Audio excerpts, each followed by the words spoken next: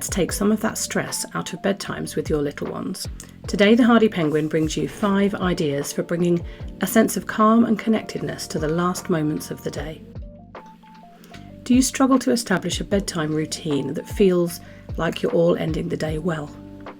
Bringing your child into the safety and calm of bedtime can feel like a mammoth task, so see if any of these could work for your family. We'll assume you've done all the usual bedtime things like stories and teeth brushing, and you're getting ready to settle down. Idea number 1, engage the senses. You may have heard of this before. We call it the 5 senses. It's a tried and tested technique for addressing anxiety, and it is a superb tool for children of all ages who struggle to switch off at night time. It goes like this. Ask your child to name 5 things they can see.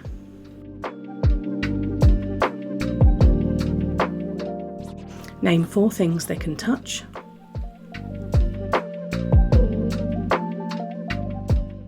Name 3 things they can hear.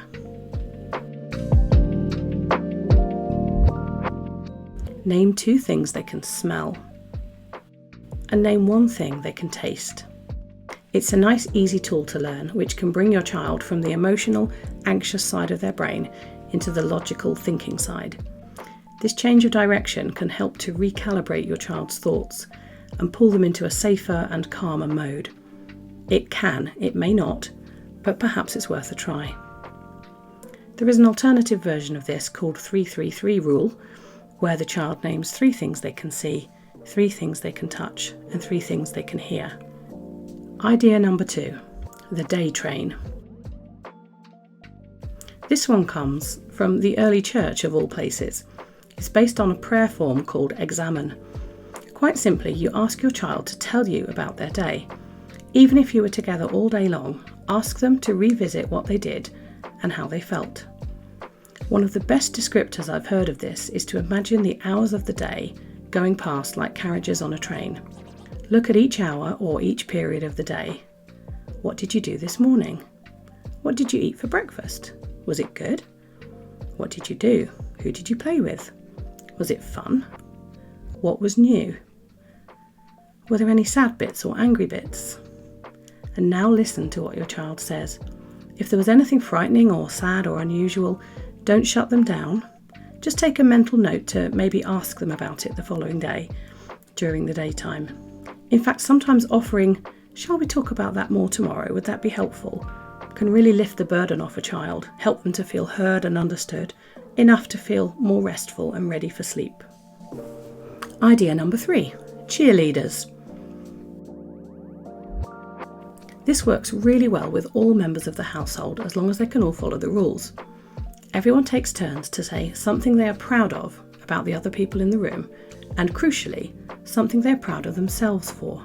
This models 2 really important things.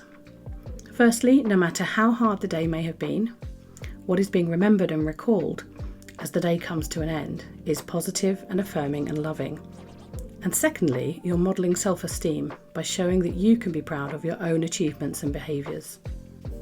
Idea number 4, the bedtime bus. This one is great for younger children. We had a cushion in the shape of a London bus.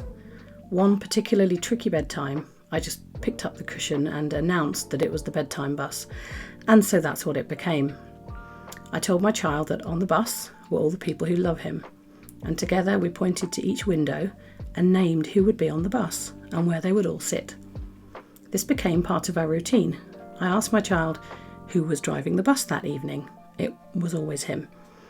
And I would ask him who's sitting upstairs and point to each window. Sometimes I would suggest people, aunts and uncles or friends he may not have remembered to list that day. If we needed a bit more time to connect that evening, I might ask, "Where is the bus going tonight?" And we ended up on some evenings having fantastic adventures until the bus came back down and parked safely at the end of the bed. Whether you choose to take your bus on an adventure or just fill it with lovely people each evening is really up to you and your child. Idea number 5. Let them listen to a familiar story to help them drift off. This might seem controversial, and if you feel it won't work for your child, then that's fine. However, if your child has bedtime anxiety and struggles to calm their racing thoughts. Falling asleep to a familiar story can distract them from this and help them to relax as they fall into the familiar words. It's not dissimilar to the comfort we might get as a baby from lullabies, or as adults who listen to the radio or watch TV as we fall asleep. There's really no reason to think children would operate differently. My son has fallen asleep listening to favourite audiobooks for the last 2 years, and he says it helps him to follow the story into his sleep, rather than worrying about when he will fall asleep. It also helps if your child is distracted or anxious about noises they can't explain at bedtime, as this can drown out a car door slamming or the washing machine downstairs or a distant aeroplane. What ideas do you use for encouraging a calm and connected bedtime with your child? We'd love it if you could share them in the comments below. If you've enjoyed this video, please hit the like button and do subscribe to the Hardy Penguin to make sure you receive notifications. We're here to help parents and caregivers with play, creativity and connection.